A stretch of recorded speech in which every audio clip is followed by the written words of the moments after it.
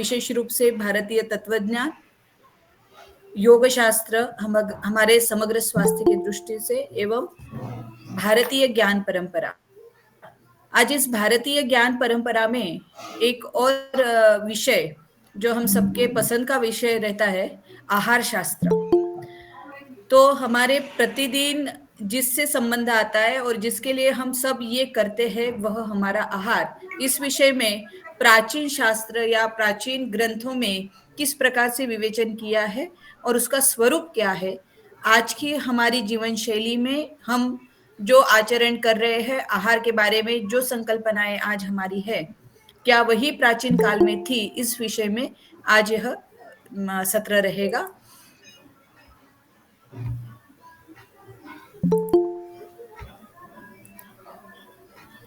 मेरी slide screen दिख रही है आपको? Yes ma'am. तो आज का विषय है आहार शास्त्र, पर वह भारतीय आहार शास्त्र, क्योंकि भारत यह कृषि प्रधान देश है और इस कृषि प्रधान देश में हमारी भारत भूमि भिन्न भिन्न प्रांत में भिन्न भिन्न प्रकार के धान्यों का उत्पादन करती है और उसके आधार पर विविध व्यंजनों का भी हमारे भारतीय संस्कृति में प्रावधान है। अलग अलग उत्सवों पर हम अलग अलग प्रकार के व्यंजन बनाते हैं, तो इनका कोई शास्त्रीय संबंध है क्या, और यह पूर्ण आहार शास्त्र भारत की दृष्टि से कैसा है, यह आज हम देखेंगे। लास्ट सेशन में हमने समग्र स्वास्थ्य के लिए योग देखा था और उसमें समग्र स्वास्थ्य की जब हम कल्पना करते हैं, वहां पे आवश्यक है हमारा डाइट या हमारा आहार। और इसीलिए ये जो इमेज थी वो मैंने पहले भी दिखाई थी कि जिसमें हमारा लाइफ का purpose, relation, race, personality and movement आवश्यक है, उतनी ही आवश्यक हमारा डाइट है, हमारा भोजन है, हमारा आहार है। तो धर्मार्थ काम मोक्षाणाम आरोग्यम मूलमुत्तमम। पहले दिन जो हमने चार पुरुषार्थ की बात की, धर्म, अर्थ, काम और मोक्ष, तो ये चारों पुरुषार्थ जो थे वो आरोग्यम मूलमुत्तमम, अगर यह चार पुरुषार्थ हमें प्राप्त करने हैं तो आवश्यक ही हमारा आरोग्य अच्छा रहे, स्वस्थ रहे। इसीलिए, और आरोग्य किस पर आधारित है, तो शरीरम आद्यम खलु धर्म साधनम। सबसे पहले हमारा शरीर, आद्यम यानी प्रथम, हमारा शरीर सुदृढ़ है, समर्थ है, तो ही हम धर्म के मार्ग में आगे चल सकते हैं, ऐसा कुमार संभवम में कालिदास ने लिखा है। तो सभी हमारे जीवन के पर्पस को फुलफिल करने के लिए हमारा शरीर स्वस्थ रहना अत्यावश्यक है, और ये स्वास्थ्य में सबसे अहम भूमिका किसकी है, तो वह है आहार की। आहार को हम भोजन ये कैटेगरी में डाल सकते हैं, या फिर जिसे हम कहेंगे कि आहार एक व्यापक अर्थ में हम प्रयुक्त करते हैं। और इसमें प्राचीन भारतीय संस्कृति में आहार को जीवन का महत्वपूर्ण अंग माना गया है, और प्राचीन काल में ही नहीं तो आज के परिप्रेक्ष्य में भी अगर हम देखते हैं तो आहार हमारे जीवन का एक अभिन्न अंग है। आहार के बिना हम कोई भी व्यवहार नहीं कर सकते। इसीलिए आहार न केवल शारीरिक पोषण का साधन है, बल्कि यह मानसिक और आध्यात्मिक स्वास्थ्य के लिए भी अत्यंत महत्वपूर्ण है। तो सिर्फ हमारा जिसे हम कहेंगे कि शारीरिक उन्नति के लिए, शारीरिक स्वास्थ्य के लिए आहार की आवश्यकता नहीं, तो हमारा मन और हमारा अध्यात्म ये भी आहार पर निर्भर है। कल हमने समग्र स्वास्थ्य की या होलिस्टिक हेल्थ की जब डेफिनेशन देखी, उसमें मानसिक, आध्यात्मिक, सामाजिक सभी रूप से हमने अंतर्भाव किया था स्वास्थ्य के लक्षण में। तद्वत यहाँ पे भी आहार का एक समग्र स्वरूप माना गया है आहार। तो इसीलिए आहार, प्राचीन आहार, इसमें आहार शब्द व्यापक अर्थ में है। तो देखिए, इसको अगर डिफाइन किया जाए तो शरीर तथा मन का आध्यात्मिक, मानसिक, सामाजिक, नैतिक, इन सभी अवस्थाओं में स्वास्थ्य संतुलन रखने के लिए ग्रहण किया हुआ हितकारी द्रव्य आहार है। इसको अगर अलग अलग हम समझ पाएंगे तो शरीर और मन, क्योंकि हम जो अन्न ग्रहण कर रहे हैं उसमें हमारे शरीर पर जो परिवर्तन दिख रहे हैं, तद्वत हमारे मन में भी मन का जो, जिसे कहेंगे, कल हमने मन का शास्त्र, योग शास्त्र भी देखा, पर मन का स्वरूप भी हमने ग्रहण किए हुए आहार पर है। अगर हम बहुत तामसिक आहार ग्रहण करते हैं तब हमारे मन की वृत्ति भी तामसिक होती है, और जैसे हम काफी फैटी फूड खाएंगे तो शरीर भी हमारा वैसा होगा। इसीलिए शरीर का, अर्थात शरीर का स्वास्थ्य और उसके अंदर में स्थित मन का स्वास्थ्य, दोनों भी आहार पर निर्भर है। ये पहला पॉइंट। और उसमें हमारी आध्यात्मिक, मानसिक, सभी प्रकार की सामाजिक, नैतिक, इन सभी अवस्थाओं में ये हमें सहायभूत होता है। एवं जिसे हम कहेंगे कि स्वास्थ्य संतुलन रखने के लिए हमारा तो मेन मोटो वही है कि स्वस्थ रहना है और वो संतुलित रहना है। इसीलिए जो हम यहाँ पे अभी आहार को हितकारी द्रव्य, हित यानी कल्याण करने वाला जैसा द्रव्य है वही हमारा आहार है, ऐसा उसे डिफाइन किया गया है। फिर आहार का उद्देश्य क्या है, इसे अगर हम देखते हैं तो स्वास्थ्य संरक्षण ये पहला उद्देश्य है। उसके बाद जिसे हम कहेंगे कि व्याधियों से मुक्ति प्राप्त करना और शरीर तथा मन का उत्साह कायम रखना। तो स्वास्थ्य संरक्षण में फिजिकल कंप्लीट आ गया, और हमें कोई भी व्याधि ना हो ये समझना, इसके लिए प्रयास करना, ये भी आहार पर डिपेंड है। तो व्याधियों से मुक्ति एक पार्ट है, अपने स्वास्थ्य का रक्षण करना यह दूसरा भाग है, और तीसरा है शरीर तथा मन का उत्साह कायम रखना। हमने ग्रहण किए हुए सात्विक आहार से हमारा मन और शरीर, ये जिसे हम कहेंगे उत्साही, एनर्जेटिक रहता है। इसीलिए हम खाना, भोजन और आहार ऐसे 3 शब्द प्रयुक्त करते हैं। इसे ध्यान से सुनिएगा। जब हम खान शब्द जो है वह खाना के बारे में देखिए, एक दोहा है, खाना खाते खल सभी, संत करे आहार, सज्जन भोजन को करे भाषा क्रिया प्रकार। तो खाना जो है वो अधम लोग, हम खाना खाते हैं ऐसा जो प्रयोग करते हैं ना, तो अधम लोग, वो वहां पे खल शब्द दिया है।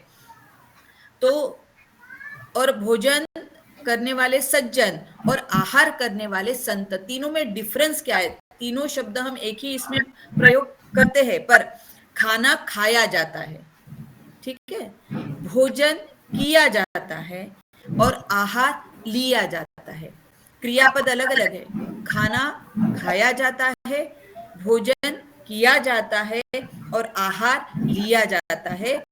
भोजन एक हाथ से किया जाता है और आहार दोनों हाथों से, क्योंकि संत वगैरह जैनिज्म में हाथों से भिक्षा ग्रहण करते, दोनों हाथों से। और इसीलिए अगर जीवन जीने के लिए भोजन है तो त्याग, तपस्या, संयम, साधना के लिए आहार माना गया है। और इसीलिए सज्जन लोग आहार करते हैं या संत लोग आहार करते हैं। इसीलिए आहार शब्द एक व्यापक अर्थ में है, ये आहार के उद्देश्य है। प्राचीन अनेक शास्त्र है जिसमें आहार का विवरण हमें मिलता है, जैसे वेद है, उपनिषद, पुराण, भगवत गीता, आयुर्वेद, योग ग्रंथ। तो वैदिक काल के अनुसार आहार हम देख सकते हैं, उपनिषद के अनुसार आहार, भगवत गीता में आहार, हठ योग में आहार, योगोपनिषद में आहार, आयुर्वेद के अनुसार आहार, पाक दर्पण एक ग्रंथ है स्वतंत्र, उसमें आहार, और जैन संप्रदाय में आहार का एक विशेष प्रावधान बताया गया है। तो वेदों में अगर हम आहार के बारे में क्या संदर्भ मिलते देखेंगे तो ऋग्वेद में आहार को ओजस अर्थात ऊर्जा का स्रोत कहा गया है। यह जीवन शक्ति और मानसिक शांति प्रदान करता है। अन्नम बहुकुर्वीत, ऐसा ऋग्वेद में दिया गया है। वैसे ही यजुर्वेद में शुद्ध और सात्विक आहार को देवताओं का प्रसाद माना गया है। अथर्ववेद में आहार को रोगों से बचाने का माध्यम बताया गया है।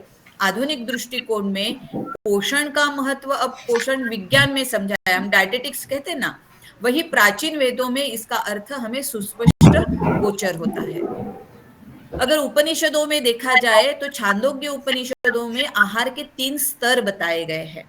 अन्नम अशितम त्रिधा विधीयते तस्य यः स्थविष्ठः धातुः तत्पुरुषं भवति यो मध्यमः तन्मांसः यो अनिष्टः तन्मनसः।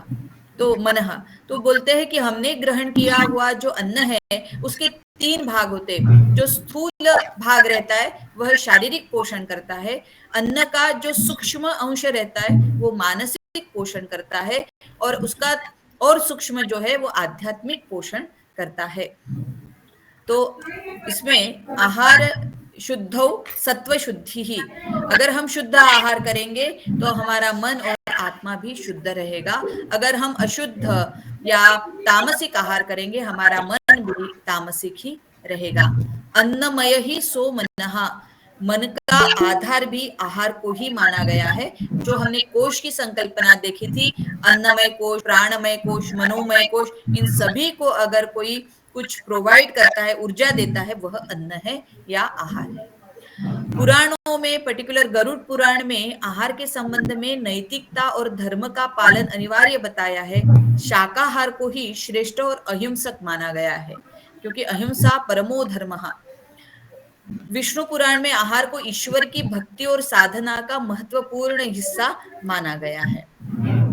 आयुर्वेद तो एक हमारा समृद्ध ऐसा शास्त्र है, और वहां पे आहार का हमें अनेक आहार के संदर्भ मिलते हैं। आहार प्रीणनः सद्यो बलकृत देहधारकः आयुस्तेज समुत्साह स्मृति ओज अग्नि विवर्धन। सुश्रुत के अनुसार जो प्रीणन करने वाला है, बल देने वाला है, देह को धारण करने वाला है, आयु, तेज, उत्साह एवं अग्नि का वर्धन करने वाला है, वह आहार है। और उन्होंने आहार को स्वास्थ्य और रोग दोनों के आधार के रूप में माना गया। देखिए, रोग का निराकरण होना एक पार्ट है, और जो हमारा स्वास्थ्य उसे कायम रखना दूसरा भाग है। दोनों के लिए आहार आवश्यक है। उचित आहार रोगों को दूर रखता है और जीवन को स्वस्थ बनाता है। यह सुश्रुत संहिता में। चरक संहिता में अगर देखेंगे, तच्च नित्यं प्रयुंजीत स्वास्थ्यमेन अनुवर्तते अजातानां विकाराणां अनुत्पत्तिकरं च यत्। चरक महर्षि ने जिस आहार से शारीरिक स्वास्थ्य अबाधित रहे तथा भविष्य में उत्पन्न होने वाली व्याधियों का परिहार हो, इस प्रकार के आहार का सेवन करना चाहिए। 2 पार्ट क्या है कि शारीरिक स्वास्थ्य अबाधित रहे और भविष्य में आने वाली व्याधियों का भी परिहार हो, ऐसा आहार। आहार को शरीर के 3 दोष, वात, पित्त और कफ के संतुलन के लिए महत्वपूर्ण बताया गया है, और आहार को चिकित्सा का एक अनिवार्य अंग बनाया है। फास्टिंग थेरेपी हम कहते हैं नेचुरोपैथी में, वो एक अनिवार्य अंग है। इसीलिए आहार सर्वभूतानां जीवनम तदुच्यते। ये सभी प्राणी मात्र का जीवन क्या है यथार्थ रूप से देखेंगे तो आहार ही है। आयु, वर्ण, बलम, स्वास्थ्यम, उत्साह, अपचयो, प्रभा, ओजस, तेजो, अग्नयः, प्राणाश्च उक्ता देहाग्नि हेतुकः। देह अग्नि, हमारे शरीरस्थ जो अग्नि है जिसे हम जठराग्नि कहते हैं, उसे अगर अच्छी तरह से प्रज्वलित रखना है और उसके पाचन हेतु संतुलित आहार दिया जाए तो हमारे शरीर में आयु अर्थात हमारा शरीर ज्यादा काल टिकेगा, शरीर का वर्ण अच्छा रहेगा, शरीर में बल रहेगा, स्वास्थ्य रहेगा, उत्साह रहेगा, प्रभा, ओज यानी ऊर्जा आदि से हमारा शरीर संपन्न रहेगा। अगर हम स्वास्थ्य के लक्षण देखेंगे जिसमें आहार की आवश्यकता है, तो हम स्वस्थ है ये कब कैसे बोलेंगे? हमने WHO के अनुसार उस दिन हेल्थ का विवेचन देखा। अभी हमारा आयुर्वेद क्या कहते हैं तो देखिए, अन्न अभिलाषो भुक्तस्य परिपाकः सुखेन च सृष्टु विण्वमूत्रवातत्वं शरीरस्य च लाघवम् सुप्रसन्न इंद्रियत्वं च सुखस्वप्न प्रबोधनम् बलवर्ण आयुषा लाभः सौमनस्य समाग्निता विद्यात आरोग्य लिंगानी विपरीते विपर्ययम्। यह आरोग्य लिंगानी यानी ये सिम्टम्स है आरोग्य के, स्वास्थ्य के, इसके विपरीत अगर सिम्टम्स है तो विपर्य यानी आपका अनारोग्य होगा, ऐसा समझिए। इसको और सहज इसमें देखेंगे। देखिए, यथा समय भूख लगकर अन्न का सहज पचन होना। बहुत लोगों को शिकायत होती है, मुझे भूख ही नहीं लगती। आप देखिए, जिनका जठराग्नि मंद है, पर्टिकुलर थायराइड वालों को भी भूख नहीं लगती क्योंकि मंदाग्नि रहती है। तो अगर जठराग्नि प्रदीप्त है तो भूख लगेगी यथा समय, यानी जब चाहिए, बार बार नहीं। जो हमारे समय निर्धारित है उस समय भूख लगना और अन्न ग्रहण करने के बाद उसका सहज पचन होना, यह स्वास्थ्य का पहला लक्षण है।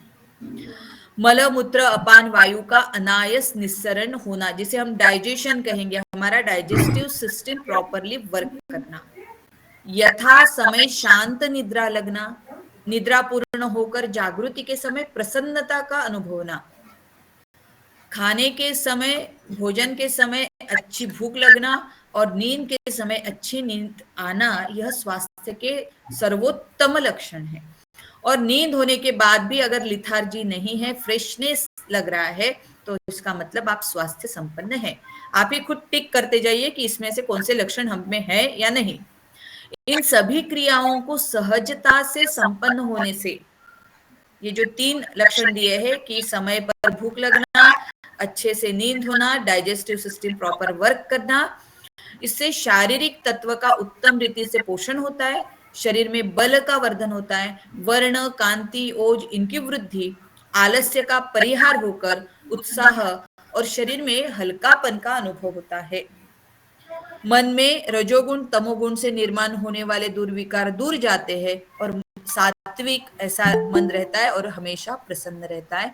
ये 5 लक्षण जो अभी इस स्लाइड में दिए ना श्लोक में, उसी को हमने इस प्रकार से देखे। आयुर्वेद में जो स्वस्थ का लक्षण दिया है, समदोष समाग्निश्च समधातु मलक्रियः प्रसन्न आत्मे इंद्रिय मनः स्वस्थ इति अभिधीयते।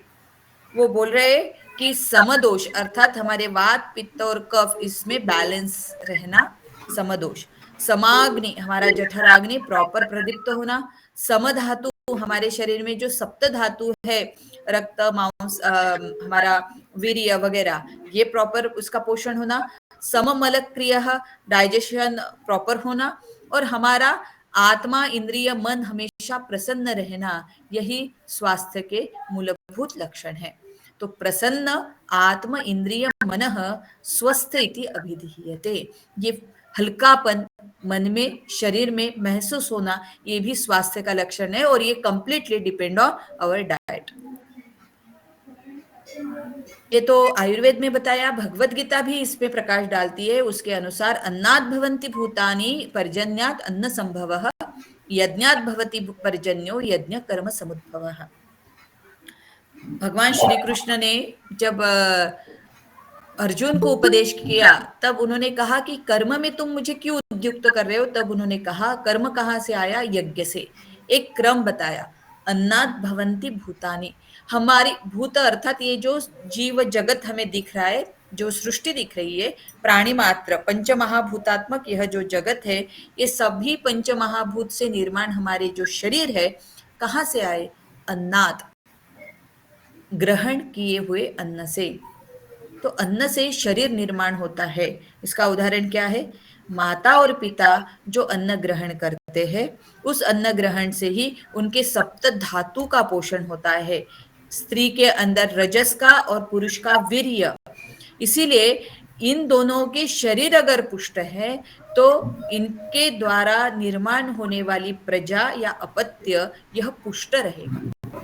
अगर उन्होंने अन्न से वो वंचित है, कुपोषित है, तो माता कुपोषित और पिता अगर कुपोषित है, इसमें से एक भी कोई कुपोषित है, तो भी आने वाला बालक कुपोषित होता है।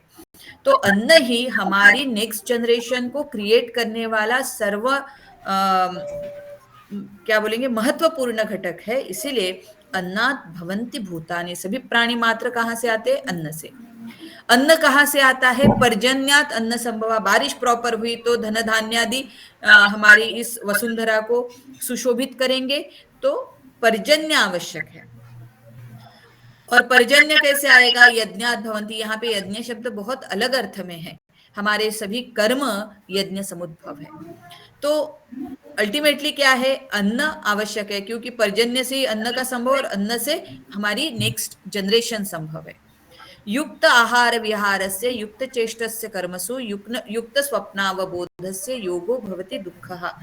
योग दुख का हनन करने वाला है, त्रिविध दुखों का नाश करेगा, पर कब? जब हम युक्त आहार विहार, हम प्रॉपर डाइट लेंगे, प्रॉपर विहार करेंगे, अर्थात सिस्टमैटिकली हमारी जीवन शैली है, क्या खाना नहीं खाना, यह युक्त आहार विहार। युक्त चेष्टसु कर्मसु, जो योग्य एक्शन करता है उसके अनुसार, और युक्त स्वप्नावबोधस्य, प्रॉपर स्वप्न अर्थात नींद लेता है, और अवबोध या जब वो जागृत होता है तब उसे फ्रेशनेस लगता है। इसी व्यक्ति के लिए योग दुख का हनन करने वाला होता है।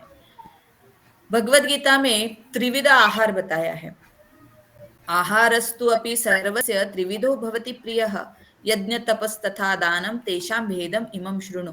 तो 3 भेद है, सात्विक आहार, राजसिक आहार, तामसिक आहार। त्रिविध गुण हमने देखे थे, सत्व रज तम। तो ये भी आहार हमारे जो घटक है जिससे हम यह पाक क्रिया करेंगे, हम कुछ बनाएंगे डिश, तो वो भी सात्विक, राजसिक और तामसिक रहेंगे। अब सात्विक आहार क्या है वो समझ लीजिए। तो आप जो अभी ग्रहण करते हैं भोजन, तो वो भोजन सात्विक है, तामसिक है या राजसिक है? आयुः सत्व बलारोग्य सुख प्रीति विवर्धनाः रस्याः स्निग्धाः स्थिरा हृद्या आहाराः सात्विक प्रिया। तो ये बोल रहे रसपूर्ण, सूखा नहीं, रुक्ष नहीं, रसपूर्ण, फ्रेश, कल का आज खाना ऐसा नहीं, पंचगव्य युक्त अर्थात गाय के दूध घी से बनाया हुआ स्निग्ध, मन को प्रसन्नता देने वाला सात्विक आहार कहा जाता है। तो देखिए, हमारे सामने आई हुई भोजन की थाली अगर मन को प्रसन्न करने वाली कब होगी? जब आपके इंटरेस्टिंग पदार्थ उसमें है। सिर्फ एक सलाद की डिश लाके रख दी और आपको वो पसंद नहीं, तो वो मन को प्रसन्न नहीं करेगा। उसके बाद उसमें प्रयुक्त पंचगव्य अर्थात गाय से निर्मित दूध, घी, दही, इन सब से, स्निग्ध का अर्थ ऑयली ऐसा नहीं लेना है, फ्रेश है और रसपूर्ण है। तो ये आहार क्या करेगा? मन, बुद्धि, इंद्रिय इनमें प्रसन्नता लाएगा। कोणाचा माइक अनम्यूट आहे का? रसपूर्ण means what is that mean? हाँ, रसपूर्ण means what is the meaning? रसपूर्ण षड रसपूर्ण, तीखी, आम्ल, नमकीन, मधुर। हाँ, ये जो षड रस है ना, उससे परिपूर्ण टेस्ट होनी चाहिए, हम टेस्ट करेंगे इसे। तो मन, बुद्धि, इंद्रिय इनकी प्रसन्नता प्रदायक रहेगा, सप्त धातु वर्धक रहेगा, प्रतिकार शक्ति वर्धक रहेगा, व्याधि नाशक और प्रसाद युक्त। ये टोटल जिसमें है, उस आहार को सात्विक आहार कहा जाता है। राजसिक आहार में क्या आता है? कटु अम्ल लवण अति उष्ण तीक्ष्ण रुक्ष विदाहीन आहार राजसुष्टा दुख शोकमय प्रदाह। तो तीखा, बहुत तीखा, कड़वा, खट्टा आहार राजसिक आहार है। और राजसिक आहार दुख, शोक और व्याधि को निर्माण करता है। जिसे हम स्पाइसी फूड कहेंगे, वो राजसिक में जाता है। इस आहार का वीर्य उष्ण और तीक्ष्ण रहता है। और यह आहार आतो यानी इंटेस्टाइल की जो त्वचा है उसमें दाह उत्पन्न, हीट जनरेट करती है।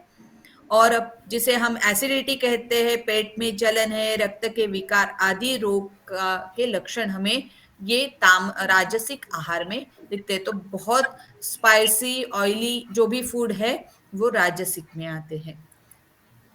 और जो तामसिक आहार है, यातयाम गतरसम पुति पर्युषितम च यत् उच्छिष्टमपि च अमेध्य भोजन तामसम प्रियम, ये सभी भगवद गीता में दिया है।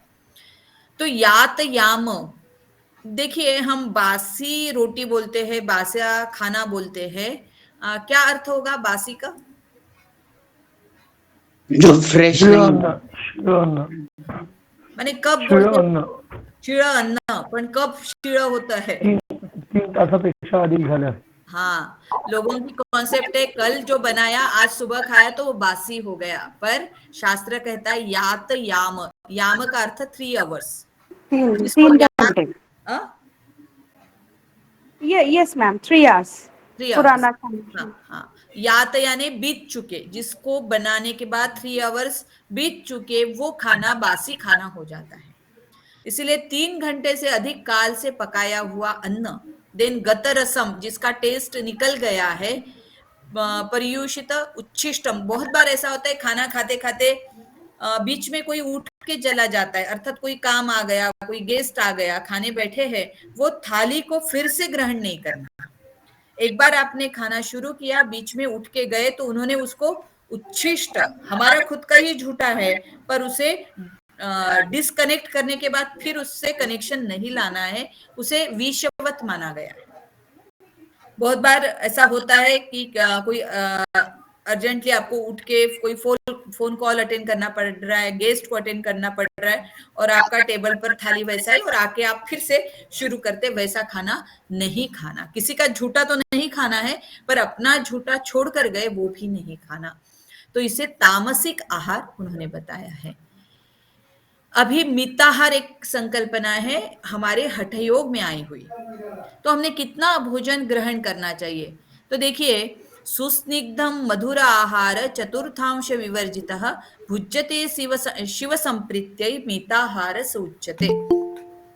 तो मिताहार कॉन्सेप्ट क्या है? देखिए, अगर हमारे पेट में हम ये पेट की 100% एरिया मानते हैं, उसमें से 25%, ये जो 4 बॉक्स की है ना, 25-25, तो हाफ पोर्शन में आप अन्न ग्रहण कीजिए. 50% पेट आपका अन्न से परिपूर्ण हो, उसमें से 25% जल ग्रहण रखो, और 25% आपको रिक्त रखना है वायु के लिए, वायु के गमनागमन के लिए.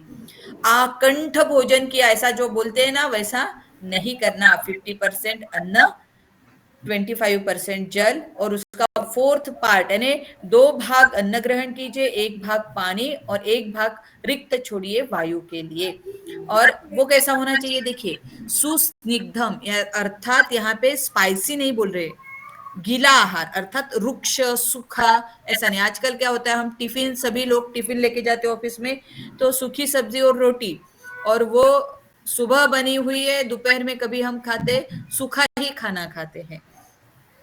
पर सुस्निग्धम हो. मधुर का अर्थ स्वीट, ऐसा डेजर्ट इस अर्थ में नहीं, रस है मधुर. तो जैसे छोटे बच्चों को उसकी माँ सादी रोटी भी उसके हाथ में दे देती है और उसको खाता रहता है, वो कंटिन्यू खाने से, आप सिर्फ आज खाना खाते समय रोटी का एक टुकड़ा लीजिए, उसको 32 बार चबाइए, अपने आप मधुर रस का आस्वाद आप लेंगे. तो मधुर रस जिसका स्वभाव है, हमारा जो अदरक रहता है वो भी एंड में मधुर है.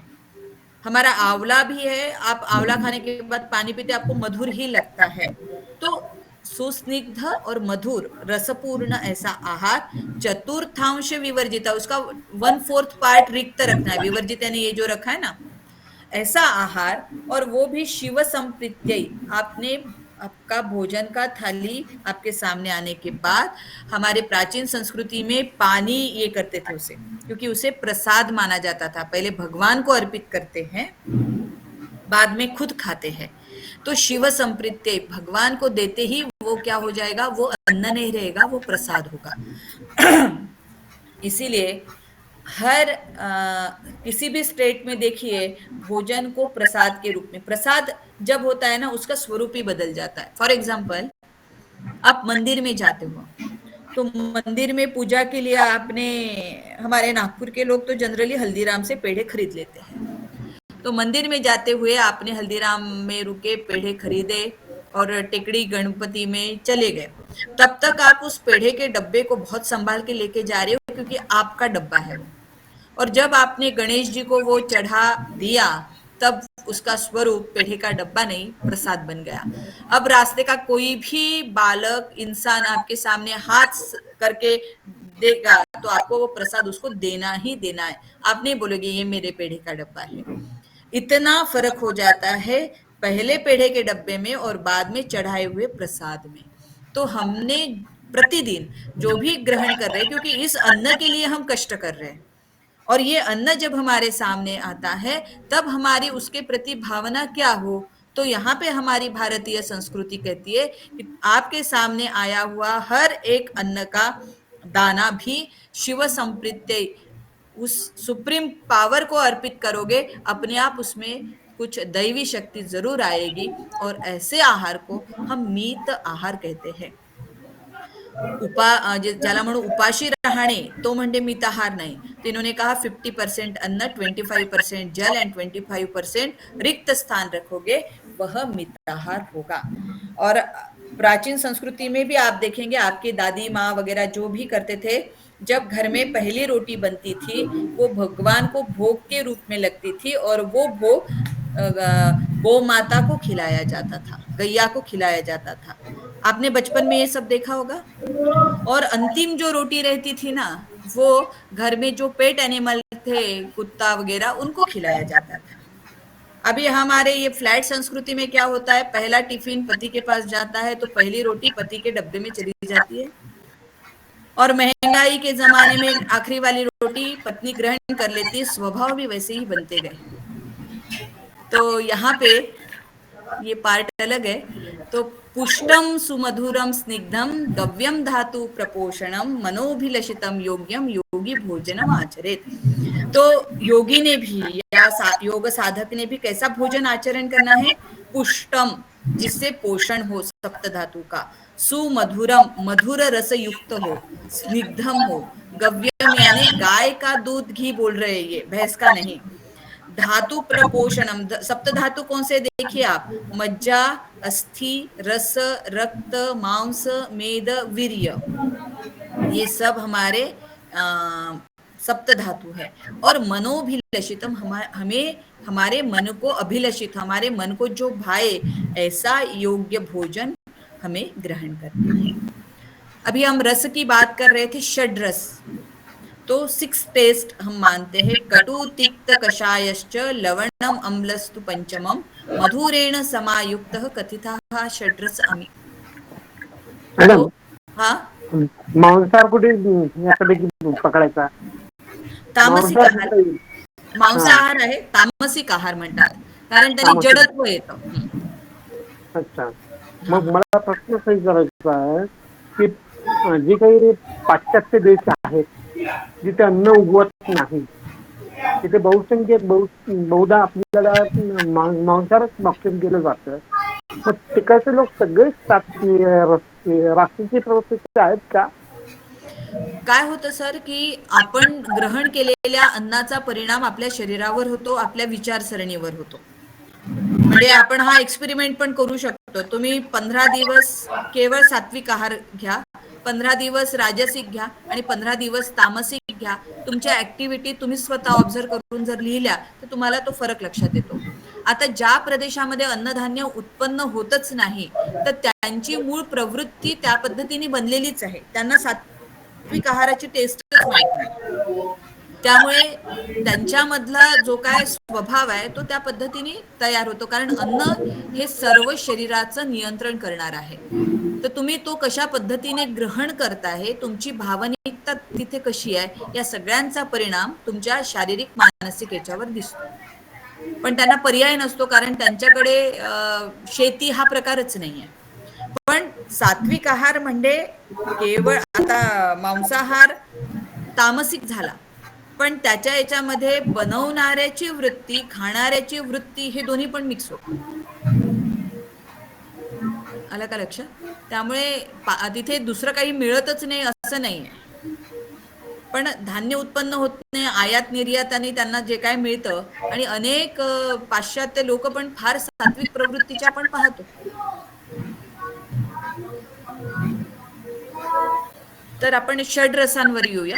मधुर, अम्ल, लवण, कटु, तिक्त, कषाय, ये षड्रस है। और इसमें जो पंच महाभूत है, किसमें किसका प्राधान्य देखिए, मधुर रस में पृथ्वी और जल का प्राधान्य रहता है, अम्ल रस में पृथ्वी और अग्नि का, लवण रस में जल और अग्नि का, कटु रस में वायु और अग्नि का, तिक्त रस में वायु और आकाश का, और कषाय रस में वायु और पृथ्वी का कॉम्बिनेशन ज्यादा रहता है।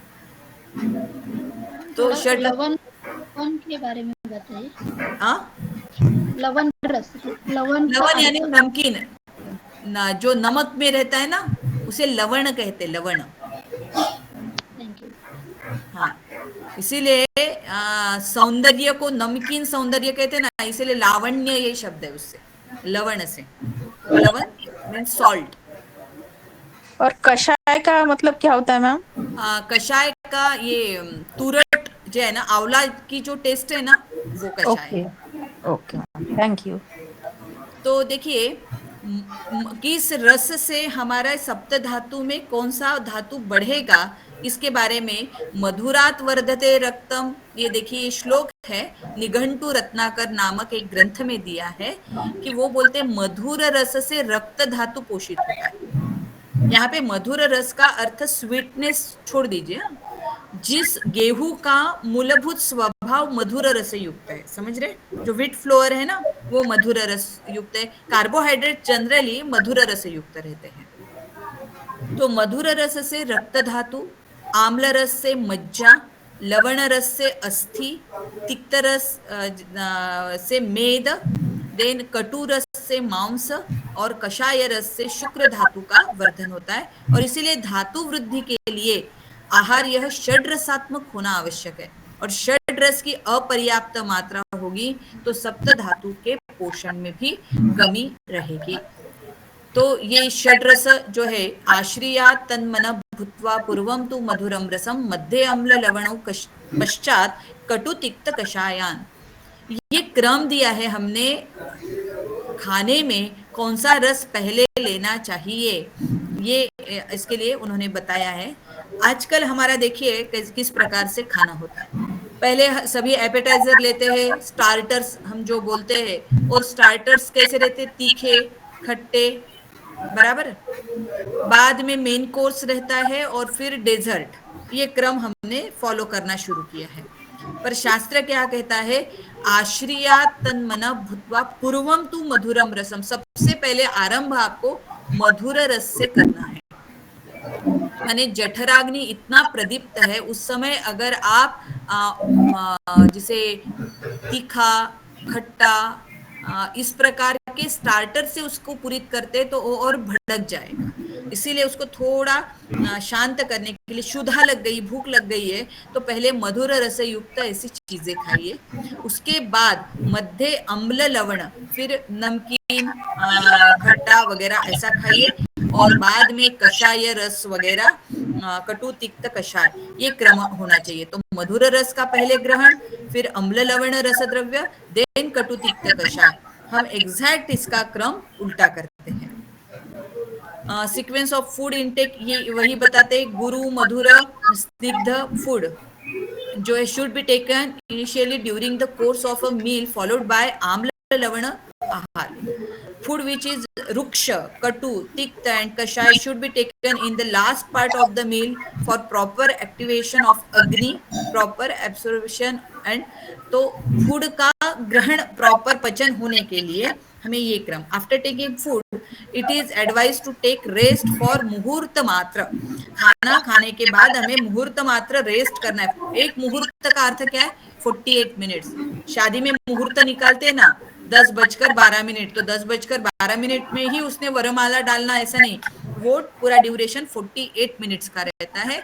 तो हमें हम ग्रहण किए हुए अन्न का प्रॉपर डाइजेशन होने के लिए एक मुहूर्त मात्र हमारा रेस्ट होना चाहिए. ये जो षड्रस है ना, ये सलीलवत, देखिए जल का जो गुण है वह है रस. जो षड्रस निर्माण होते हैं वो किसके द्वारा होते? जल के द्वारा. ये कैसे एक्सप्लेन करेंगे बताइए आप.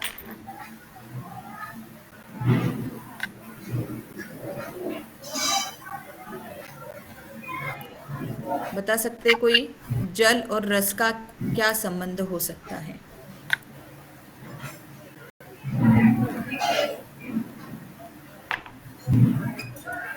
मैम पंचभूत में जो आता है हाँ, उसका मतलब खेती ऑफ तेज मरुद बोम ऑफ मतलब जल, उसका जो गुण है वो रस रस है, ऐसे बिल्कुल। कनेक्टेड है क्या? हाँ, यानी जल का गुण रस है, ये मैंने पहला वाक्य ही बोला। तो हम उसे कनेक्ट कैसे करेंगे? रस आपको पता है नमकीन है, मीठा है, और उसकी हिंट के लिए मैंने भगवत गीता का श्लोक भी बोला था, अन्नात् भवन्ति भूतानि पर्जन्यात् अन्न संभवः। एनीवन? मॅडम जेवण करण्यापूर्वी आपण हाँ, विनाश सर। पाणी लिक्विड जेवण हाँ, करण्यापूर्वी आपण काकडी खातो किंवा बीट्स, जे काय बीट्स म्हणा, काकडी म्हणा, ज्याला सलाद म्हणतो आपण, ज्यात जलमय असे पदार्थ असतात जे शरीरासाठी चांगले असतात. नाही, मला तो विषय नाही घ्यायचा आहे. हाँ, जल, मॅडम हाँ, कदाचित ज्या अन्नपदार्थाला किंवा ज्या धान्याला उगवण्यासाठी जितक्या प्रमाणात पाणी लागतं त्यावरून ठरवलं जात असावं. नाही, आपण आता काय, पाणी म्हणजे पावसाचं पाणी जे जिथे पडेल तसं.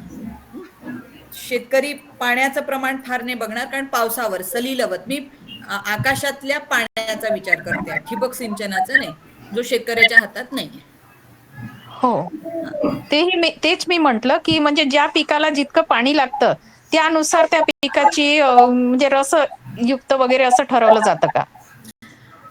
आता बघा, होता क्या है, देखिए, हमने, आप जो भी कोई अगर खेती करने वाले, खेती में इंटरेस्ट रखने वाले या किचन गार्डनिंग करते हैं, उनको भी ध्यान में होगा, हम पौधे लगाते हैं, बीज लगाते हैं। तो हमने हमारे इसमें मिर्ची का भी बीज डाला है, गन्ना है, एंड क्या बोलेंगे, आंवला है, ऐसे अलग अलग। अभी वृक्षों के संवर्धन के लिए जल अत्यावश्यक तत्व है। आकाश से प्राप्त होने वाली जलधारा सभी को मिल रही है, मिर्ची को भी मिल रही है, गन्ने को भी मिल रही है, आंवले को भी मिल रही है। तो वो जल जिस चीज है, अर्थात अगर मिर्ची को गया तो तीखा करेगा, आंवले को गया तो जिससे कषाय करेगा, वही समुद्र में गिरा तो वो नमकीन हो जाएगा। गन्ना है वो पौधे के आश्रय से उस रस की अभिव्यक्ति करता है। इसीलिए हम जो बोल रहे हैं कि सलीलवत, अर्थात ये जो षड रस है वो सलीलवत जल की धारा के कारण उस पौधे को उस रस की निर्मिति के लिए सहायभूत होता है। मैं वात का शमन करता हूं, जिसको ज्यादा वात है उन्होंने इस रस का ग्रहण करना है।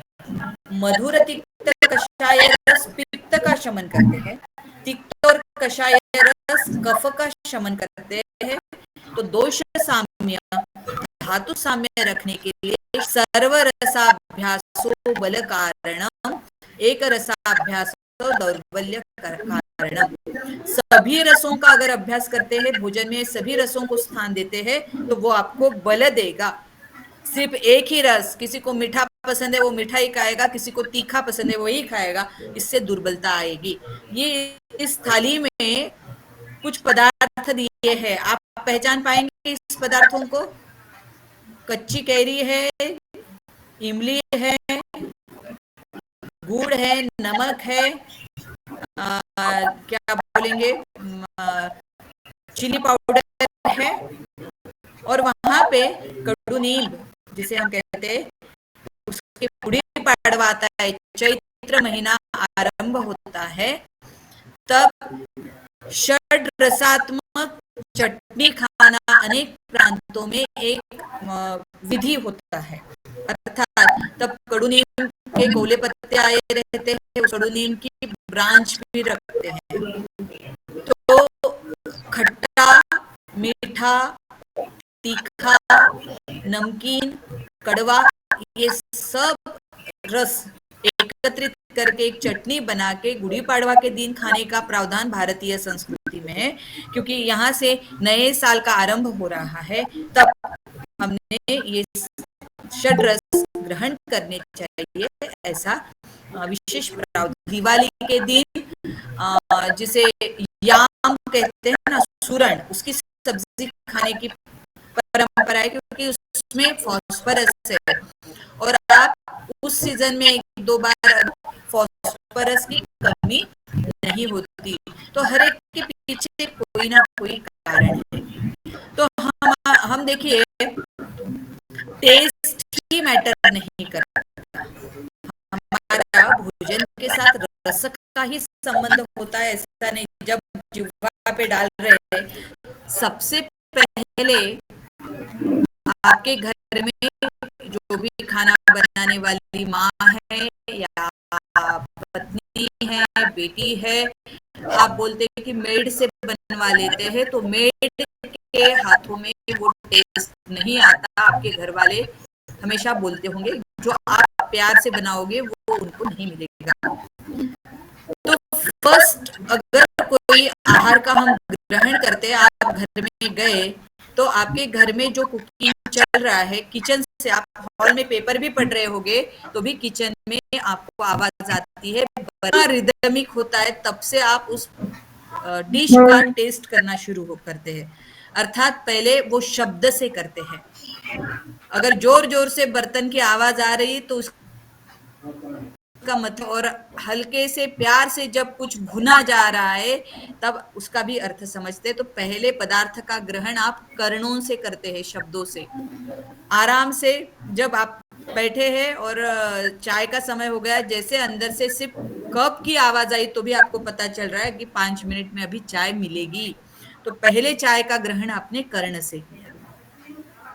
दूसरा आता है गंध से। जैसे आप बाहर से आए, चप्पल निकाले और आपको बहुत अच्छी सुगंध आई हो, तो आज हलवा बन रहा है, चप्पल निकालते ही समझ में आ रहा है, तो उस डिश का स्वाद पहले आपने नासिका से भी किया। उसके बाद आपके सामने वो डिश आती है, वो जितनी सुंदर तरीके से रिप्रेजेंट की जाती है, गार्निशिंग करके, सलाद ही रखना है, पर वो अगर प्रॉपर सिस्टमैटिक तरीके से रखा तो खाने की इच्छा होती है। सिर्फ उसको बंच में लाके एक बाउल में डाल दिया, वो नहीं। तो फिर आप चक्षु से उसका आस्वाद लेते हैं, रूप का ग्रहण करते हैं उस पदार्थ का। उसके बाद आप स्पर्श करते हैं। आपके सामने इडली या ढोकला रखा है तो आप वो कितना स्पंजी है, तुरंत हाथ में लेते ही पता चलता है। रसगुल्ला हाथ में पकड़ते ही पता चलता है कितना सॉफ्टनेस है उसमें, या कुछ अगर हार्डनेस है वो भी हमें पता चलता है। त्वचा उसका पहले स्वाद लेती है, अर्थात पहले शब्दों से, गंध से, रूप से, स्पर्श, उसके बाद रसना अर्थात हमारी जिह्वा उसका रसास्वाद लेती है। इसीलिए आहार में ये पंच ज्ञानेंद्रिया इन्वॉल्व होती है, तभी उसका हम आस्वाद लेते हैं और खुले मन से हम तारीफ करते हैं कि वाह, आज की डिश बहुत बेहतरीन बनी है। तो इस प्रकार से बनाने वाले की मनोवृत्ति और खाने वाले की मनोवृत्ति उस आहार की पोषकता और वर्धित करती है। ये इसके पीछे का मूलभूत शास्त्र है। उसके साथ आता है भोजन बनाने का तरीका एक अलग होता है, भोजन काल। अतः आप सायं प्रातः मनुष्याणाम अशनम श्रुति चोदितम न अंतरा भोजनम कुर्याद अग्निहोत्र समो विधि।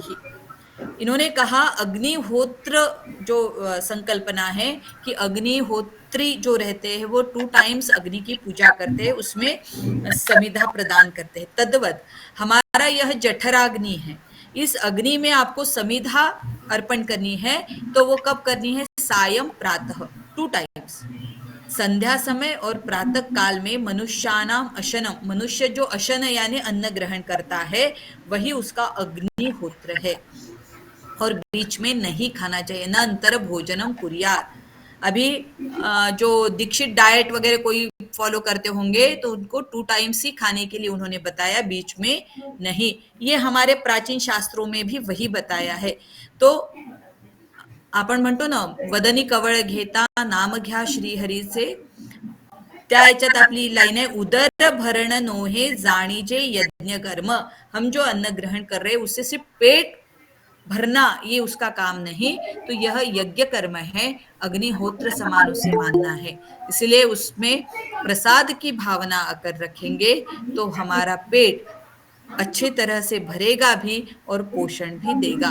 तो 2 टाइम्स इस अग्निहोत्र को करने के लिए शास्त्र बताता है। फिर आहार काल के साथ आहार के सहायक तत्व क्या है? आहार स्थान। आप कहाँ खाना खाते हैं? भूमि पर बैठकर खा रहे, वातावरण प्रसन्न है, टीवी बंद है, मोबाइल बंद है, ऐसा सात्विक भोजन करते हैं शुद्ध वातावरण में, या फिर एकत्रित हंसी मजाक के साथ हम भोजन ग्रहण करते हैं, न कि अकेले अकेले अपनी थाली लेके कोई सोफे पे बैठ रहा है, कोई डाइनिंग टेबल पे टीवी चालू है, दोनों के हाथ में मोबाइल है, कोई संवाद नहीं। ऐसा भोजन आपको पोषण नहीं देगा, पेट भरेगा। तो आहार स्थान महत्वपूर्ण है, आहार पात्र भी महत्वपूर्ण है। आज हमारा जो लाइफस्टाइल है उसमें हमें तुरंत करने वाला पदार्थ चाहिए, इसलिए प्रेशर कुकर है, माइक्रोवन है, जितने जल्दी हो पटपट। पर देखिए कुकर में जब हम चावल पकाते हैं तब जो चावल है वो फूटकर फिर पकता है, और पहले जमाने में जब कुकर नहीं थे, ऐसे इसमें अगर आपने देखा होगा चूल्हे पे जो खाना बनता था मिट्टी के बर्तन में बनता था, तब उस चावल से बना हुआ भात या राइस और कुकर का, इसमें जमीन आसमान का फर्क है, क्योंकि उसमें क्या बोलने पकने की प्रक्रिया होती है, यहाँ फुटकर होती है। तो मिट्टी के बर्तन में खाना, आज बहुत सारे एग्जीबिशन में मिट्टी के बर्तन बेचने के लिए आते हैं, क्योंकि मिट्टी के बर्तन में लगाया हुआ दही हो या बनाया हुआ खाना हो, उसका स्वाद 10 गुना बढ़ जाता है। वो माइक्रो ओवन आपको नहीं प्रोवाइड करेगा, क्योंकि ये इलेक्ट्रिक जनरेटेड है। अर्थात आज के काल में हमारे पास समय का अभाव है, जितना जल्दी हो। बहुत बार रात भर भिगाया हुआ आटा से ही रोटी बनाई जाती है, पर उसका विघटन कैसे होता है ये भी आप साइंस के लोग अच्छी प्रकार जानते हैं। बच्चों को अगर हम ऐसा ही खाना खिलाएंगे, बनाने वाला जिसके मन में कोई बनाने की प्रवृत्ति नहीं, क्योंकि वो सिर्फ मेड है, उसे आपके बच्चों को कितना अच्छा और कितने प्यार से बना के देना पता नहीं, क्योंकि माँ की वृत्ति उसमें नहीं आएगी। कंटेनर हम आजकल जर्मन का या इसका धातु मेटल का ज्यादा हम यूज करते हैं, पर इसमें प्राचीन शास्त्र में मिट्टी के बर्तन का ज्यादा उपयोग बताया है। ये हर एक का अपना अपना विचार हो सकता है, पर शास्त्र ये कहता है। फिर मात्रा भी कैसे होनी चाहिए? उष्ण स्निग्ध मात्रा व जीर्णे वीर्य विरुद्धम इष्ट देशे इष्ट सर्वोपकरणम न अति द्रुतम न अति विलंबितम अजल्पन अहसन तन्मना भुंजित आत्मानम अभिसमीक्ष सम्यक। भोजन कैसा होना चाहिए? देखिए, जैसे आपने खाना पकाया, सबको बिठाया, सबको परोसा, सबने एक साथ खाना खाया, ये उष्ण खाना अर्थात फ्रेश।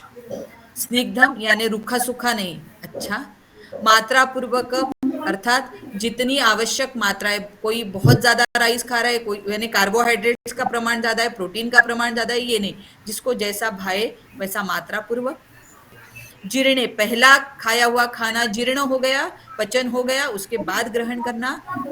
वीर्य विरुद्ध अर्थात दो अलग अलग कॉम्बिनेशन में हम ये करते हैं, जैसे दूध के साथ खट्टे फ्रूट्स का हम फ्रूट सलाद बना लेते हैं। एक्चुअली हमारे भारतीय संस्कृती में रायता का प्रावधान है, ज्याला आपण कोशिंबीर म्हणतो, क्योंकि हम उष्ण कटिबंध में रहते हैं, तो दही खराब नहीं होगा, इसीलिए हमारा सलाद उसके साथ मिक्स करके कोशिंबीर या रायता ये खाने का ये है। जो शीत प्रदेश में रहते हैं वहां पे फ्रूट सलाद खाते, क्योंकि वहां पे दूध जल्दी खराब नहीं होता, पर हम वीर्य विरुद्ध आहार ग्रहण करते, केला और दूध मिला के खाना, ये सब। इष्ट देशे, जहां आपका मन करे ऐसे स्थान पर बैठ के, जिसमें हाइजीन वगैरह सब कुछ देख के घर में अच्छी जगह में खाना खाने बैठना है। मनोनुकूल भोजन सामग्री युक्त, तो हमें जो पसंद है ऐसा ही भोजन से बनी हुई वो थाली। न अति द्रुतम, ऑफिस जाना है तो पटपट पटपट निगल लिया, ऐसा नहीं। द्रुत यानी शीघ्रता से, न अति विलंबी, बहुत लोगों को घंटों बैठ के खाना खाने की आदत रहती, वो भी नहीं। अजल्पन, खाना खाते समय बहुत बड़बड़ नहीं करना है। अहसन, जोर जोर से हंसते हुए नहीं खाना है। और आत्मानम अभिसमीक्षा, हमारी शारीरिक प्रकृति कैसी है, हमें क्या चाहिए, ये सब देखते हुए ऐसा भोजन ग्रहण करना चाहिए। अशन और विषमाशन, ये कॉन्सेप्ट भी समझ लीजिए।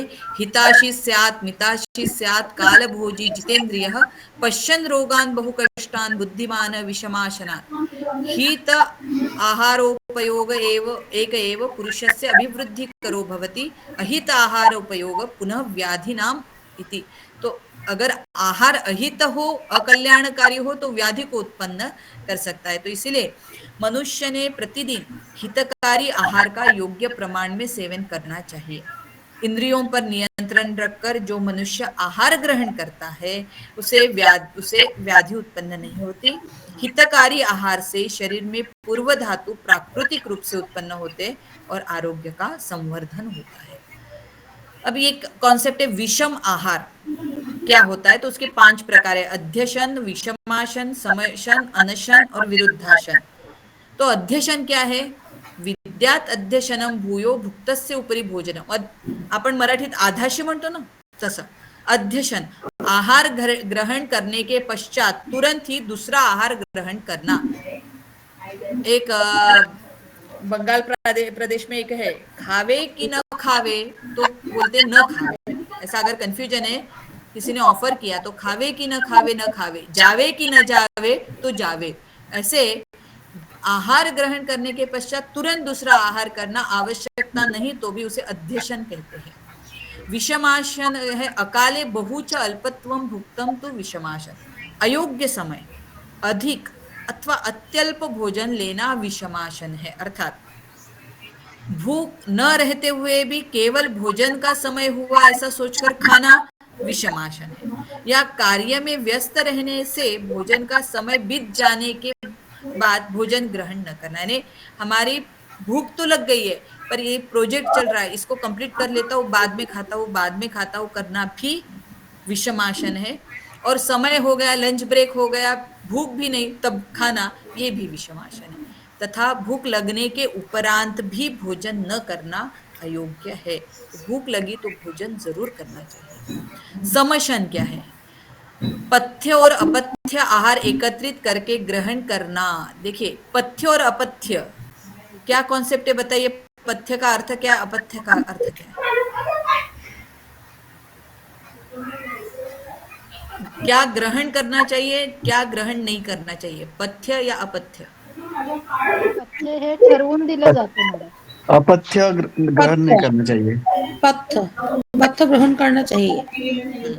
पथ्य का अर्थ है जो ग्रहण करने योग्य है उसे पथ्य कहते हैं, और अपथ्य यानी जो ग्रहण करना अनुचित है उसे अपथ्य कहते हैं। बहुत बार लोगों का ये कॉन्सेप्ट क्लियर नहीं होता, इसलिए पूछा। तो देखिए, अभी आजकल हमारे सभी एडवर्टाइजमेंट में हम बहुत बार सुनते हैं कि फैट कम करने के लिए सुबह उठ के खाली पेट में हनी को गर्म पानी में मिलाकर खाइए। आप में से कोई पीते हैं इसको? गर्म पानी में हनी अपथ्य होता है मैडम। और आप अगर ऑब्जर्व करेंगे, आपके जितने परिचित लोग हैं, 10 लोगों को पूछे जो हनी और गर्म पानी ले रहे हैं, उनको स्किन प्रॉब्लम जरूर होंगे। कुछ ना कुछ स्किन रिलेटेड इशू उनका चल रहा होगा, क्योंकि आयुर्वेद में कंप्लीट इसे निषिद्ध माना गया है, क्योंकि हनी उष्ण ही है और उष्ण जल के साथ नहीं। उष्ण जल के साथ आप नींबू पी सकते हैं, नींबू का पानी, पर भूल से भी हनी और गर्म पानी मिक्स करके नहीं पीना है। आप एक सर्वे जरूर कीजिए इसके बारे में। अनशन, अन्न ग्रहण न करना, उपवास करना, यानी पूर्ण अनशन को बैठते ना लोग, तो अन्न ग्रहण न करना। और विरुद्धाशन क्या है? अभी मैंने जो कहा कि ये रायता या कोशिम्बीर हमारे होते, हाँ काय विचारायचंय? और ये फ्रूट सलाद का उदाहरण दिया। इसमें क्या होता है कि विरुद्ध गुणात्मक आहार का ग्रहण करना, जिसके स्वभाव विरुद्ध है उनको एकत्रित करके आहार ग्रहण करना। इसके 18 टाइप्स अलग अलग प्रकार के होते हैं, वो यहाँ पे हम नहीं ले रहे। फिर प्राचीन नियम क्या है आहार के विषय में, तो प्रकृति वय अवस्था अनुकूलित आहार होना चाहिए। तो हमारी प्रकृति क्या है, अर्थात हमारी शारीरिक अवस्था, हमारा वात पित्त कफ। देखिए आजकल किसी को प्रोटीन की अगर डिफिशियंसी है तो उसे बता देते हैं कि आप प्रोटीन युक्त पदार्थ खाओ, सब दाल खाओ वगैरह वगैरह।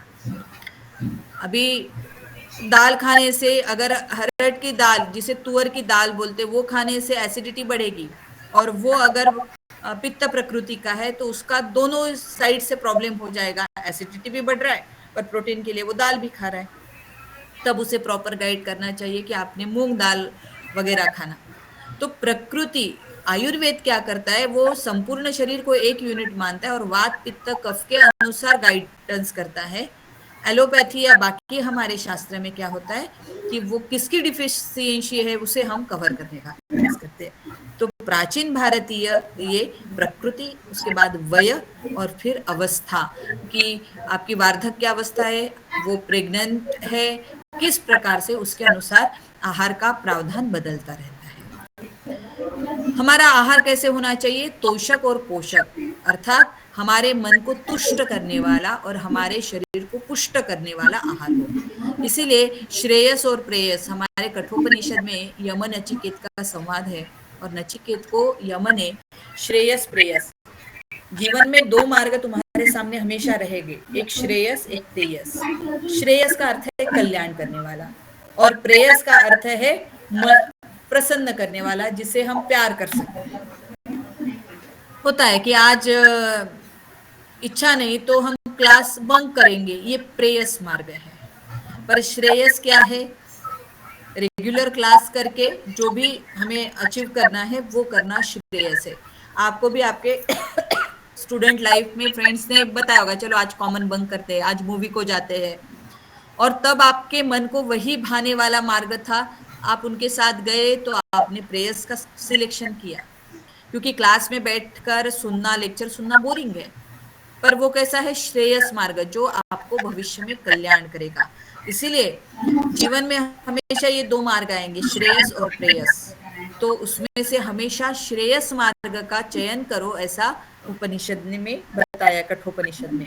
वैसे आहार के बारे में भी, आज हमें बाहर का खाना अच्छा लग रहा है, वीकेंड में होटल में जाना ये तो एक रीति के जैसा बन गया है।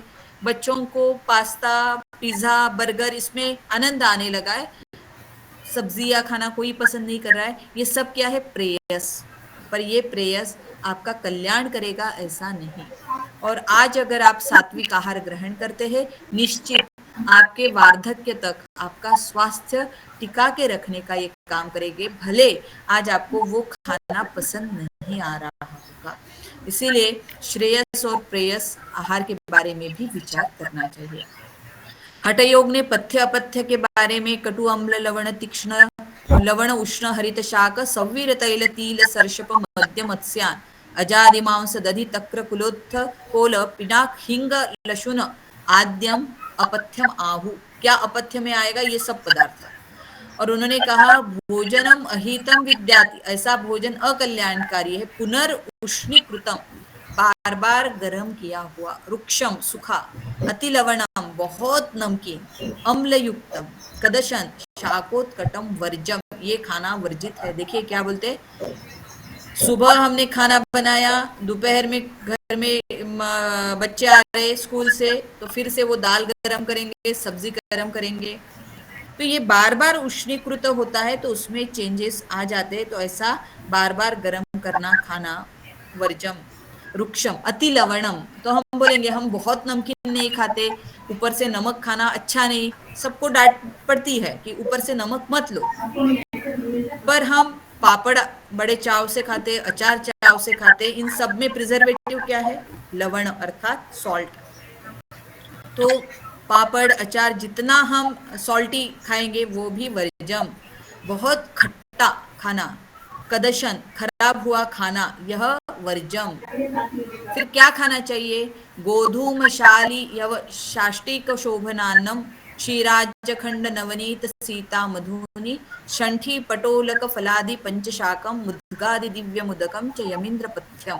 क्या पथ्य है? तो गेहूं, राइस, जव जिसे कहते हैं यव, और जिसे ब्राउन राइस कहते हैं, घी, और जो हमारी मिश्री रहती है, हमारा लोनी अर्थात मक्खन, न कि बटर, हाँ, फिर हनी, सुंठ जिसे सूखा हुआ अदरक जिसे कहते हैं, और परवल करके जो एक सब्जी आती है वो बेस्ट सब्जी मानी गई है। ये 5 प्रकार की जीवंती, बथुआ, चौली, मेघनाथ और पुनर्नवा, ये जो साग है ये बेस्ट साग में आता है। और मूंग की दाल, जल, शुद्ध जल, यह पथ्य है। हम शुद्ध जल यानी इन्होंने कहा है बारिश का जल यह शुद्ध है, क्योंकि चातक नामक एक पक्षी सिर्फ बारिश का ही पानी पीता है और हम आरओ का पीते हैं, है ना, आरओ प्लस यूवी ऐसा ये बिठाते हैं और बेचते हैं बिस्लरी को मिनरल वाटर, बराबर है। अब मिनरल वाटर लेके हम खरीदते हैं बड़े चाव से, मिनरल यानी खनिज, क्षार। तो मिनरल हम ऑलरेडी कम करते हैं, टीडीएस चेक करते हैं, उसमें खनिज द्रव्य पूरे कम कर देते हैं और उस पानी को मिनरल वाटर बोलते हैं। ये बताइए बरा, क्षार हमारे शरीर के लिए खनिज जो आवश्यक है प्रमाण में, अदरवाइज फिर किडनी स्टोन हो जाएगा, इतने क्षार भी नहीं चाहिए। पर जिस पानी से पूरे मिनरल्स निकाल लेना और बाद में उसको मिनरल वाटर कहना, ये बड़ी शोकांत है। वैसे हम ऑयल की एडवर्टाइजमेंट में देखा है कि कोलेस्ट्रॉल फ्री ऑयल, है ना, ऐसे ही देते। कोलेस्ट्रॉल आपके शरीर का अंश है, न कि ऑयल का। तो ऑयल में कोलेस्ट्रॉल विषय ही नहीं, शरीर में कोलेस्ट्रॉल विषय रहता है, और ये बताते ऑयल कोलेस्ट्रॉल फ्री है। ये सब गलत एडवर्टाइजमेंट हो जाते हैं। एनीवे, तो ऐसा पुष्टम सुमधुरम, पुष्टम यानी पोषक, सुमधुर ऐसा स्निग्ध गव्य धातु प्रपोषणम, ऐसा भोजन आपने ग्रहण करना है। उसके बाद अनति संस्कृत आहार नहीं लेना है। बहुत संस्कार, हम बॉइलिंग करते हैं, फ्राई करते हैं, कितनी प्रोसेस करते हैं एक सब्जी पर, तो उनका कहना है कम से कम प्रोसेस में जो बनाया जाए। आजकल रॉ फूड को ज्यादा प्राधान्य, इसीलिए सलाद वगैरह जो खाते हैं ना वो रॉ मटेरियल खाइए, इसमें डाइजेशन अच्छा होगा, फाइबर ज्यादा मिल जाता है, तो डाइजेस्टिव सिस्टम काम कर सकता है।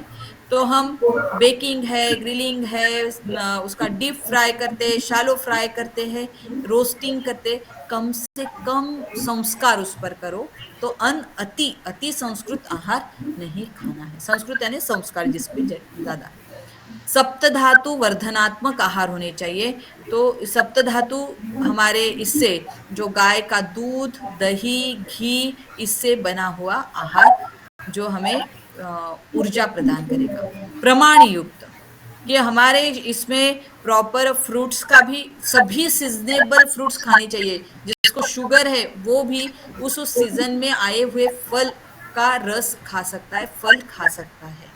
आजकल तो 12 महीने आपको आम मिलेगा, तो वैसा नहीं, पर समर में आप प्रॉपर मात्रा में आम खा सकते हैं, अंगूर खा सकते हैं, वेजिटेबल्स उस सीजन में बनने वाली, हमारे कार्बोहाइड्रेट्स, हमारे पल्स, हमारे डेयरी प्रोडक्ट, फ्रूट्स, इनका इक्वल पोर्शन में। सिर्फ ये डिपेंड है क्या खाना और कितना खाना, ये हर एक का अपना अपना एक विषय हो सकता है। यातयाम जैसे कहा कि रात को बनाया हुआ बहुत सुंदर तरीके से अलग अलग ये पदार्थ पहचान के होंगे आपके, तो ऐसा भोजन तामसिक लोगों को प्रिय होता है। पुनरुष्णीकृतम, बार बार देखिए आप, एक उदाहरण, ताजी बनी हुई चाय की टेस्ट और आपके कैंटीन में बार बार उसी को उबाला हुआ वो चाय, टेस्ट में फर्क आ जाता है। इसी से समझ लीजिए पुनरुष्णीकृतम आहार नहीं लेना। फिर हमारे जो षड ऋतु है, वर्षा, शरद, हेमंत, शिशिर, वसंत, ग्रीष्म, इसके अनुसार आहार का ज्ञान होना जरूरी है, कब क्या खाना। फॉर एग्जाम्पल मैं थोड़ा सा उसको टच करती हूँ और बाद में हम डिस्कशन करेंगे। तो वर्षा ऋतु, उसमें क्या होता है देखिए, वर्षा ऋतु में अत्याधिक दुर्बलता, अग्निमंदता, बारिश के दिनों में अग्निमंदता होती है, वात प्रकोप होता है, पित्त संचय होता है, तो इसीलिए अंतस्थिति, बाह्य परिवेश में आर्द्रता, बाहर में कैसे हो रही है, बहुत आर्द्रता है, द्रव्यता है, शैत्य है, इन सभी का विचार करके आयुर्वेद ने वर्षा ऋतुचर्या बताई। उसमें क्या है, वर्षा ऋतु में आपको पाचक हल्का आहार योग्य मात्रा में लेना चाहिए। नित्य भोजन में उपयुक्त होने वाले धान्य, देखिए हम नए चावल आके तुरंत नया चावल नहीं बनाना है, पुराने चावल ये करने हैं, क्योंकि नया धान्य का उपयोग अच्छा नहीं माना जाता। अगर नया धान्य आपको उसमें क्लेद निर्माण करते हैं, अग्निमंदता बढ़ाता है, पचन के लिए जड़ होता है, कभी आवश्यकता ही पड़ रही तो थोड़ा भून कर फिर उससे कोई डिश बनाइए। इस ऋतु में दूध भात, मूंग की दाल, जवार की रोटी, इस प्रकार के सहज पचन होने वाले पदार्थ का आहार में समावेश होना चाहिए। पाक क्रिया में हींग, सुंठ, ब्लैक पेपर, जीरा, अदरक, नींबू, पुदीना, धनिया, लहसुन आदि दीपन पाचन करने वाले द्रव्य का समावेश हो। तेल, घी आदि स्निग्ध पदार्थ का उपयोग करें, किंतु तले हुए पदार्थ ग्रहण ना करें। पर हमें बारिश में पकोड़े खाना पसंद है, पर ये हमारे शरीर में जड़ता और पित्त बढ़ाने का काम करते हैं, इसलिए वर्जित है। दूसरा ऋतु है शरद। शरद ऋतु में चावल, जवार आदि द्रव्यों का आहार में समावेश करना चाहिए। साथ में मूंग, चना, मटर आदि द्विदल धान्य जिसे कहते हैं वो लाने चाहिए। इस परंपरा में श्रावण भाद्रपद इन महीनों में चना दाल, गुड़, गेहूं से बनाई हुई पूरण पोड़ी, क्योंकि श्रावण और भाद्रपद इसमें हमारे यहाँ पे पूरण पोड़ी बनती है, क्योंकि जो चना दाल और गुड़ से बनती थी, शक्कर ये बाद में आई हुई स्थिति है, पर गुड़ से ये दोनों का मिक्सचर। और हमेशा पूरण पोड़ी घी के साथ खाने के लिए बताते, क्योंकि इससे वो हजम होता है। लोग कहते कि नहीं हम घी नहीं खाएंगे, पर ऐसा नहीं, इस ऋतु में घी और दूध का अधिक समावेश करें, क्योंकि ऊर्जा चाहिए शरीर में। नारियल भी मधुर रसयुक्त और शीतल है, पित्त प्रशमन करने वाला है, इसका उपयोग करें। इसीलिए श्रावण में, रक्षाबंधन में नारियल से बनी हुई, ये देखिए नारळी पूर्णिमा में नारियल भात, नारियल की बड़ी बनाने की संस्कृति है, क्योंकि यह शीतल है और पित्त प्रशमन करता है। फिर हेमंत ऋतु है। हेमंत ऋतु में मधुर आम्लयुक्त पदार्थों का समावेश अधिक प्रमाण में हो। तेल, घी आदि स्नेह द्रव्य भी अच्छे प्रमाण में रखने चाहिए। तूर, मूंग, मटकी, मटर, चना, चौलाई आदि कड़धान्य इसमें आने चाहिए। कद्दू, आलू जिसे कंद कहते हैं, नवल गोल, पडवल, बैंगन, मूली आदि सब्जियां पथ्यकर है। इस ऋतु में अनेक प्रकार के पकवान करके खा सकते हैं, क्योंकि इसमें आपका डाइजेशन प्रॉपर चलता है। तेल, घी में तले हुए पदार्थों का भी आस्वाद इस ऋतु में लेना इष्ट है। मसालों के सभी पदार्थ इस ऋतु में हितकारक माने गए हैं। इस ऋतु में मांसाहार भी आयुर्वेद ने हितकारक माना है, क्योंकि हजम करने की क्षमता, जठराग्नि प्रदीप्त रहता है हेमंत ऋतु में। शाकाहारी व्यक्ति ने धारोष्ण दूध, यानी जो दूध गाय से डायरेक्ट निकाला जाता है, दही, मक्खन, घी, मलाई का उपयोग कर सकता है। दूध से तैयार होने वाले रबड़ी, खवा आदि पदार्थ उपयुक्त है। अंगूर, मनुका, केला, चीकू, नारियल, ये जो भी ड्राई फ्रूट्स है, ये सब सूखा मेवा इसमें ग्रहण करना चाहिए। हेमंत ऋतु में रात बड़ी और दिन छोटा रहता है, जिसे आप विंटर कहते हैं ना, वो इसलिए सुबह उठने के बाद तुरंत भूख लगती है, इसलिए सुबह उठते ही पेट भर नाश्ता करना आवश्यक है। हेमंत ऋतु में आहार में कोई विशेष बंधन नहीं। इस ऋतु में पानी उष्ण करके पीना हितावह माना गया है, क्योंकि डिंकाचे लाडू या मेथी के लड्डू हम ठंडी के दिनों में जो बनाते हैं वो उपयुक्त रहते हैं। शिशिर ऋतु के अनुसार अगर देखते तो सभी उष्ण पदार्थ उपयुक्त रहते। गुड़ की रोटी, गुड़ या मधुर रस उष्ण वीर्य है, इसलिए इस ऋतु में यह उपयुक्त होता है। ठंडी के दिन में यह खाना अच्छा है। इसके साथ दूध जैसे स्निग्ध पदार्थ जरूर लेने चाहिए। धूप में बैठकर आहार ग्रहण करें। आहार में मूंग दाल की खिचड़ी, गुड़ की रोटी, बैंगन का भरता आदि पदार्थों का समावेश कर सकते हैं, और ये पदार्थ उष्ण होने से शैत्य दूर करते हैं। बाजरा का प्रमाण अधिक रखना चाहिए, क्योंकि बाजरा उष्ण होने से इस ऋतु में श्रेयस्कर है। तो ये भी है कि जब आप बाजरा पीसते हैं तब आप उसके साथ थोड़ा सा तिल मिलाकर पीसेंगे तो बाजरा शरीर को उष्ण करता है, क्योंकि बाहर में शैत्य है। और तिल क्या करती है, उसमें स्निग्धता लाती है। आप मॉइस्चराइजर का उपयोग करते हैं, उसका काम ये तिल कर सकता है अगर बाजरे के रोटी के आटे में आप तिल मिलाकर पीस के लाते हैं।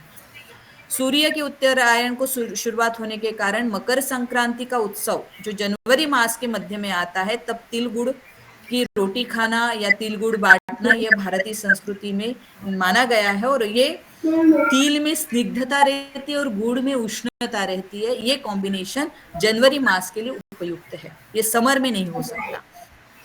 आहार में दालचीनी, अजवाइन आदि मसालों का भी जोड़ देना उपयुक्त है। फिर आता है वसंत ऋतु। अभी हम वसंत के तरफ जा रहे हैं। अभी का हमारा जो सीजन है, मकर संक्रांति तो हो गई। फिर वसंत ऋतु कफ प्रकोप एवं अग्निमंदता बढ़ाने वाला है, इसलिए इस ऋतु में पचन के लिए आहार हल्का होना चाहिए।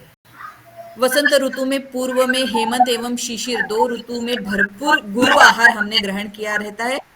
इससे विरुद्ध आहार हमें वसंत ऋतु में लेना है। वसंत ऋतु में गुरु आहार, जड़ पकवान पूर्णतः वर्जित माने गए हैं। इस ऋतु में रोटी भात इनका प्रमाण कम करना चाहिए, क्योंकि चावल यह कफकारक होते हैं। गेहूं के फुलके खाकरा खा सकते हैं। नवधान्य वसंत ऋतु में कदापि ग्रहण ना करें। आहार में कटु तिक्त कषाय का समावेश करें। 3 रस कफनाशक है। अलग अलग प्रकार के दाल का भी प्रयोग कर सकते हैं, चना, तूर, मूंग, मसूर आदि, यह कफनाशक है। कवट, कपित्थ जिसे कहते हैं, वैसे फलों का ग्रहण करें। ग्रीष्म ऋतु में जठराग्नि की मंदता रहती है, इसमें लघु आहार लेना चाहिए। आहार में मधुर, अम्ल, लवण रसयुक्त रहे। कटुतिक्त कषाय रसद्रव्य कम करना चाहिए। विविध प्रकार के खट्टे फल इस ऋतु में हमें निसर्ग प्रदान करता है। कच्ची कैरी हो, करवंद, आंवला, कोकम आदि आम्ल रसात्मक फल इस ऋतु में उपयुक्त होते हैं। हरी सब्जियों में भिंडी, पडवल ग्रहण करने चाहिए। दाल का उपयोग कम से कम करें, उसमें मूंग दाल उपयुक्त होगी। ग्रीष्म ऋतु में उष्णता से दूर रहने के लिए प्याज अत्यंत उपयुक्त है। प्याज शीतवीर्य है, इसलिए उष्णता निर्मित रोगों का यह रक्षण करता है। प्याज, कच्चा प्याज खाकर या भूनकर खाकर उसकी सब्जी बना के खाना अधिक उपयुक्त रहता है। ग्रीष्म ऋतु में अधिक मात्रा में जल ग्रहण करना आवश्यक है। कच्चे आम के कैरी का पन्ना श्रेष्ठ माना गया है। कैरी के पन्ने में मधुर, आम्ल, लवण समाविष्ट होते हैं। कोकम का शरबत, नींबू शरबत, छाछ ये इस ऋतु के लिए हितावह है। ये 6 ऋतु में शरीर की स्थिति क्या है, उसके अनुसार क्या प्रोडक्शन हो रहा है, निसर्ग क्या दे रहा है, और उसके अनुसार हमारे शरीर की डिमांड हमें देखनी है। तो भारत यह उत्सव प्रधान देश है, तो उसमें बनाने वाले व्यंजन में स्वादिष्ट तो होते हैं और ऋतु के अनुसार शरीर के लिए उपयुक्त होते हैं। अब दीपावली में हम मिठाई, तैलीय पकवान बनाते जो सर्दी के मौसम में ऊर्जा और गर्मी प्रदान करते हैं। मकर संक्रांति जो है हमारा, तिल गुड़ के व्यंजन जो शरीर को शीत से बचाने में मदद करते हैं। होली में ठंडाई पकवान जो गर्मी के आगमन से पहले शरीर को ठंडक प्रदान करती है। और इन व्यंजनों की प्रथा का तार्किक विवेचन यह है कि न केवल धार्मिक और सांस्कृतिक रूप से यह महत्वपूर्ण है, बल्कि स्वास्थ्य के लिए भी लाभदायक है। तो इसका तात्पर्य यही है, जीवन करी जीवित्वा अन्न है पूर्ण ब्रह्म उदर भरण नो है जानीचे यज्ञ कर्म। हमें ये समझना चाहिए कि आहार का मेरे जीवन में क्या स्थान है। इसीलिए आहार से रोग नष्ट तो होते हैं। अपथ्यकर आहार से, निकृष्ट आहार से चिंता, मानसिक विकृति, शारीरिक विकृति उत्पन्न होती है। आधुनिक काल में पित्त प्रकोप, एसिडिटी, भूख न लगना आदि समस्या जो दिखाई देती है पूर्ण रूप से आहार से संबंधित है। अपथ्यकर आहार अनेक रोगों का कारण है, इसे छोड़ना चाहिए। यजुर्वेद में जो बताया, पश्येन शरदः शतम जीवेम शरदः शतम शृणुयाम शरदः शतम ब्रवाम शरदः शमदीनाम श्याम शरदः शतम भूयश्च शरदम शतम। देखिए शरदम शतम, शरद ऋतु कैसा है, आरोग्यदायी है। तो हमें शतम 100 साल जीने का अधिकार है। यह शरीर 100 साल रह सकता है, पर उसे हम शरद अर्थात वो कैसा होना चाहिए, निरोगी। रोगी शरीर 100 साल तक रख के कोई फायदा नहीं। तो आहार हमें शरद शतम, शरद ऋतु के समान निरोगी, स्वास्थ्यवर्धक ऐसे 100 वर्ष की आयु प्रदान करे, ऐसी प्रार्थना के साथ यह जो प्राचीन आहार शास्त्र आज के समय में भी अत्यंत प्रासंगिक है, ऋतु के अनुसार आहार और भारतीय उत्सवों में विधि व्यंजन न केवल शारीरिक की, अभी हमने जो ये किया कि आधुनिक जीवन शैली में इन सिद्धांतों को अपनाकर हम स्वास्थ्य समस्याओं से बच सकते, एक संतुलित जीवन जी सकते हैं। सर्वे संतु निरामयाः, सभी निरामय यानी रोग रहित, व्याधि रहित एक निरोगी जीवन यापन करी, ऐसे शुभकामनाओं के साथ आज का सत्र यही समाप्त होता है। 10 मिनट है आप चर्चा के लिए। कुछ प्रश्न है? मॅडम नमस्कार नमस्कार मॅडम. नमस्कार. हॅलो. हाँ आपण जो आपण जो आहार घेतो मॅडम किंवा आपल्या अवतीभोवती जे काही वस्तू आपल्याला मिळतात त्या सगळ्या आता सध्या प्रोसेस झालेल्या वस्तू आहे. दुग्धजन्य पदार्थ म्हणा, आज गायींची मात्रा कमी झालेली आहे, मोठ्या प्रमाणात दूध उपलब्ध होत आहे. तर एक प्रकारे अप्रत्यक्ष पॉयझन आपण राशन करता किंवा घेत आहोत असं मला वाटते. त्याचा साईड इफेक्ट आपल्या बॉडीवर होतो आणि आजाराचं प्रमाण वाढलेलं आहे. कारण तुम्ही जी माहिती आता आहारशास्त्रांतर्गत सांगितली आणि आपण जे घेत आहोत अगदी विरुद्ध आहे असं मला वाटतं. बिलकुल सर, आणि 100% याला माझंही काय म्हणू अनुमोदन आहे की आज आपण पूर्णतः डिपेंड आहोत मार्केटवर. आपण काही प्रोडक्शन करू शकत नाही, भाज्यांचं करू शकत नाही, पण त्यातल्या त्यात आपल्या हातात जे आहे ते निश्चित आपण फॉलो करू शकतो. म्हणजे आज आपण टोमॅटो सॉस घ्यायला जातो, जिथे ती फॅक्टरी आहे तिथे तुम्हाला एकही टोमॅटो दिसत नाही आणि टोमॅटो सॉसच्या बॉटल्स असतात, तेच आपण वापरतो. पण आपण अशा काही गोष्टी घरी निश्चित तयार करू शकतो. आज खरंच वेळेचा अभाव आहे, सगळेजण वर्किंग मध्ये आहेत, पण आपण 24 तास सर्व्हिस नाही करत. काही वेळ आपण आपल्या पुढच्या जनरेशनला घडवण्यासाठी दिला तर निश्चितच याचा लाभ होईल. म्हणजे याच्यामध्ये छोटे छोटे मार्ग आहेत जे आपण अप्लाय करू शकतो. म्हणजे मध्ये तर मधलंच धान्य खाणं हे एक कल्चर बनून गेलेलं आहे. आता किचन फ्री घर मिळत आहेत ना. एनईपी मध्ये तर वर्कलोड एवढं वाढलाय, कामाचा व्याप एवढा वाढला की जेवण करायचं आहे का विसरूनच जाते. वेळ कसा होतो 7-7, 5-5 घंटे हा काही कळत नाही. म्हणजे जेवण करणं विसरून जाते आणि वेळ मिळाला तरी वेळ भेटत नाही. पण शेवटी आपण काय असतं की तुम्हाला तुमच्या पत्नीने दिलेला डब्बा तिने जितक्या प्रेमाने बनवलेला आहे त्याला न्याय द्यायचा आहे, तर तुम्ही 10 मिनिटं तर निश्चितच काढू शकता, पण आपण त्याला गौणत्व देतो की खाऊ ना नंतर. असं नको व्हायला. शेवटी मॅडम गोष्टी आहे. मॅडम मद्यपानासंदर्भात काय म्हणता येईल? मद्यपान हा पूर्णतः निषिद्ध आहे, पण आता देवादींनी पण सुरापान केल्याचे संदर्भ आहेतच. पण मद्याशिवाय म्हणजे मद्यानी काय होतं हे सगळं आपल्याला सायन्स दाखवत आहे आणि मद्याशिवाय आपण जगूही शकतो हेही दाखवत आहे. त्यामुळे ज्या गोष्टी हानिकारक आहेत तिथे कशाला स्वतःच पायावर कुऱ्हाड मारून घ्यायची. Hello ma'am. मैडम. हाँ हेलो.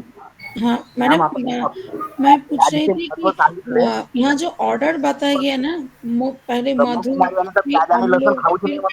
राजेंद्र सर 1 मिनिट, रणिता मॅडमचं होऊ द्या. हा मॅडम बोला.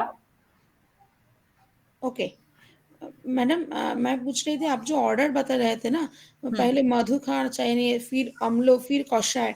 हाँ. ये जो ऑर्डर तो यहाँ पे तो डॉक्टर कहते हैं कि अगर माने कोई उपवास में है तो उपवास जब मतलब खत्म होना हो गई उनकी उपवास, तो तब उन्हें कोई स्वीट जातीय खाबर नहीं खाना चाहिए क्योंकि उससे गैस फॉर्म कर जाता है यानी उपवास के उपरांत ऐसा आप बोल रहे हैं ना? हाँ हाँ हाँ. ये रेगुलर भोजन में कैसा प्रश्न है? अच्छा. अगर उपवास चिकित्सा करके कोई भोजन ग्रहण करता है तब उसका बिल्कुल थोड़ा लिक्विड फॉर्म में उसे पहले आहार देते हैं, फिर मूंग की पतली खिचड़ी देते हैं, ये क्रम से जाते हैं. अच्छा. ठीक है. पर जब रेगुलर हम भोजन करते हैं, मधुर यानी रसगुल्ला या गुलाब जामुन नहीं खाना है. अच्छा. हाँ, आप मधुर रसयुक्त का अर्थ है जिसे अभी हमने कहा नारियल मधुर है, पर नारियल नहीं खाना. गेहूं है, चावल है, ऐसा मधुर स्वभाव वाले पदार्थ से शुरू कीजिए, न कि अचार से, सूप से. ये शुरू नहीं करना है.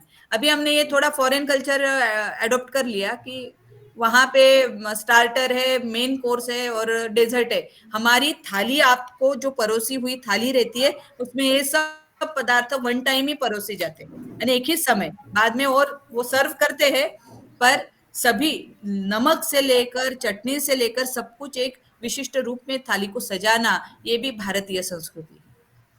अच्छा मैडम, आपने जो गीता से बताया ना, जो गीता में है आहार के बारे में, वो गीता की कौन सी चैप्टर में है? 17वें अध्याय में है। 17वें अध्याय। ठीक है, थैंक यू मैडम, बहुत अच्छी मैम प्रेजेंटेशन।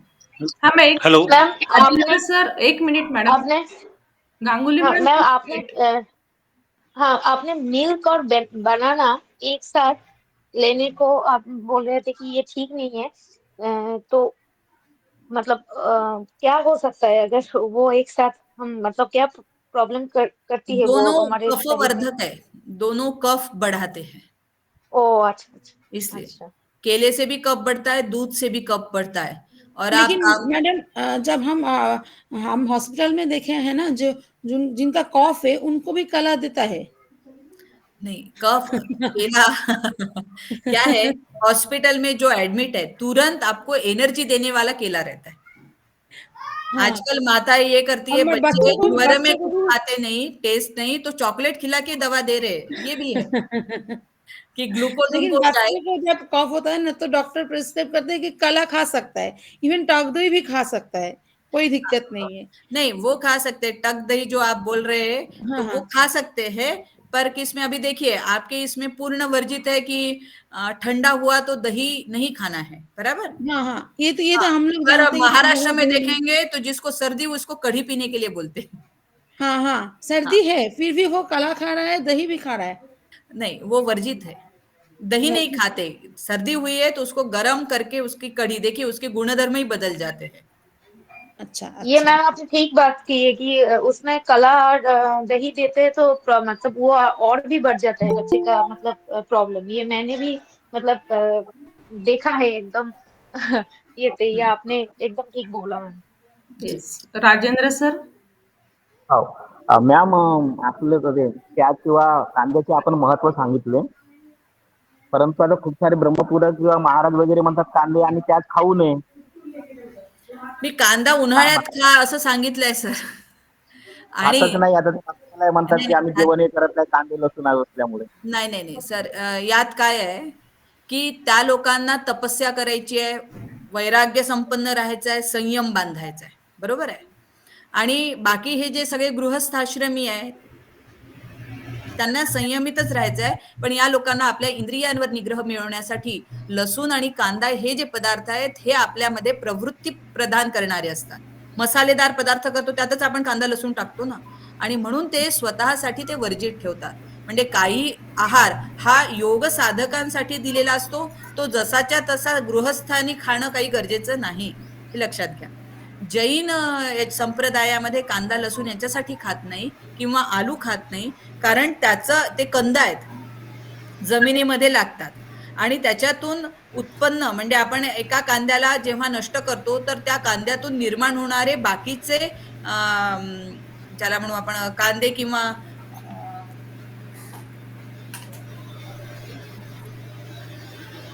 किंवा अन्य जे पदार्थ आहेत ते त्याला हिंसा मानतात.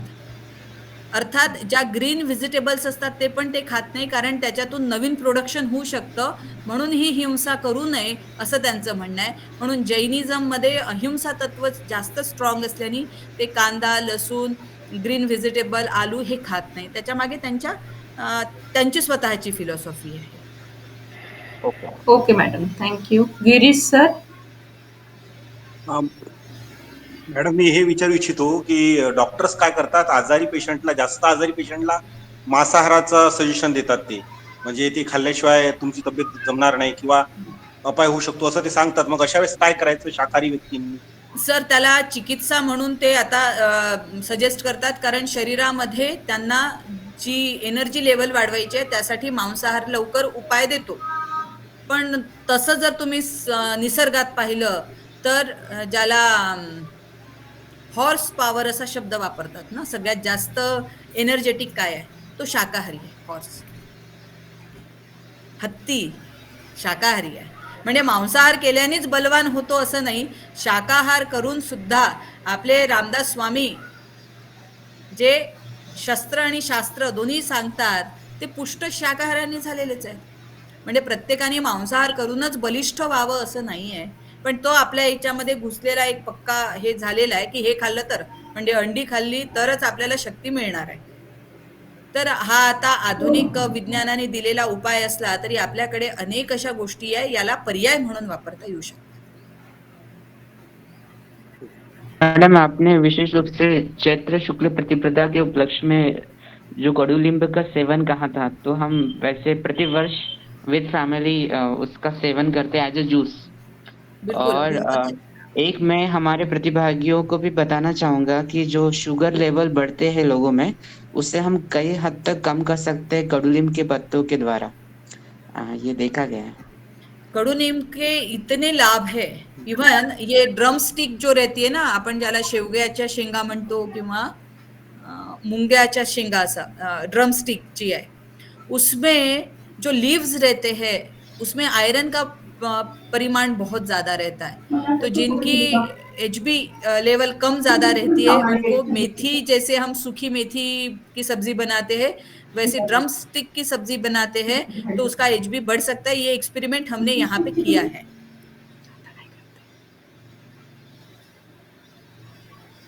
तो ठीक है, अभी कोई प्रश्न? ओके मॅडम, मॅडम खूप छान झालं सेशन. आपण फ्रूट शेक जे आहे ते घ्यायचं की नाही, कारण खूप सारे फ्रूट दुधासोबत देतात शेक म्हणून. हा सर, फ्रूट शेक हे वर्जित त्याच्यासाठी आहे की ते एक तर दुधासोबत करतो आणि ऍडिशनली शुगर त्यात टाकतो. त्यामुळे फ्रुट्स हे जसेच्या तसे खाणे, तुम्ही लहानपणी पेरू कसा खाल्ला आठवा, दातांनी तोडूनच खाल्लाय. तुमच्या मुलांना तुम्ही कापून काट्यासोबत देता, त्यामुळे त्याचे समोरचे दात पडत नाही दुधाचे, बरोबर आहे. आणि मिक्स फ्रूट पण सॅलड जे आहे ते पण वर्जित असायला पाहिजे. मिक्स फ्रूट खाऊ शकता पण दुधासोबत ते वर्जित मानलं गेलेलं आहे. कारण त्याच्यामध्ये एक ऍसिडिक फॉर्म राहतोच, आंबटपणा असतोच ना, आंबट गोड असतात फळं, ती वर्जित करा. बरोबर. Thank you madam. खूप छान सेशन झालं मॅडम. सगळे सेशन्स खूप छान होते तुमचे, चारही सेशन. It was wonderful. आणि काहीतरी नवीन गोष्टी तुम्ही आम्हाला सांगितल्या मॅडम, आणि तुमचा मौल्यवान वेळ आमच्यासोबत शेअर केला. Thank you so much madam, once again from all the 4 sessions which you have conducted for the participants. So on behalf of NTTC I extend my madam माझा एक प्रश्न आहे. बोला. Hello, sorry to disturb.